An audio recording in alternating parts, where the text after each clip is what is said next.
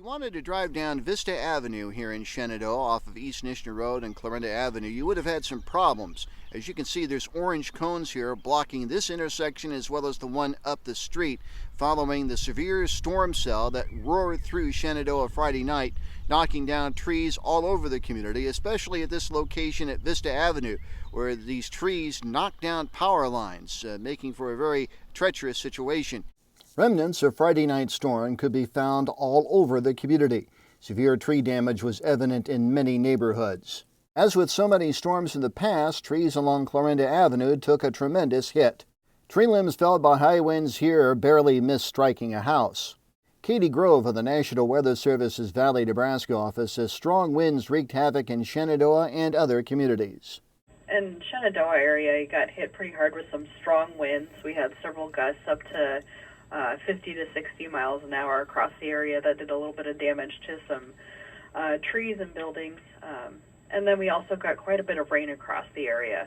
Perhaps the worst damage was found on Church Street, where large limbs lay across the yards of two residences. Stephen Levesack was relaxing at home at 405 Church Street when high winds rudely interrupted his evening. I think I was laying on my bed, and I heard the strong winds blowing. And then all of a sudden, I felt the house shake a little bit, and it was a little concerning. Big old house, and it shaking a little bit. Didn't think too much of it, and the power went out. I kind of looked out the window, but you couldn't see a whole lot, except for when the lightning was striking.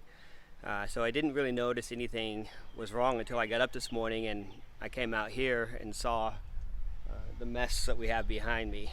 Even with the severe damage, Levesack finds a silver lining. I've been wanting to take this tree down, but my wife has been fighting me on it. I don't know if this is actually going to benefit me by taking it down, but the good thing is nothing hurt the house, so it's just yard cleanup that we got, and so I'm blessed in that. Mind you, it wasn't just trees that got knocked down from the storm. This power pole off of Elm Street and Thomas Avenue was toppled by the high winds which roared through the community Friday evening. And this sign heralding the Shenandoah Senior Apartment Complex was hurled across Highway 59. Grove says it was all part of a typical spring storm system. In spring, we have a whole lot of different weather with different types of warm and cold air masses colliding with each other. And this was just an instance of a big cold air mass running into a large warm air mass and kind of pushing the warm air out and bringing the cold air in. If you have any storm damage in your area, no matter where you live in KMA land, if you have pictures of it, please send it in JPEG form to news@kmaland.com. That's pictures in JPEG form to news@kmaland.com. We'd love to hear from you. For KMA News in Shenandoah, I'm Mike Peterson.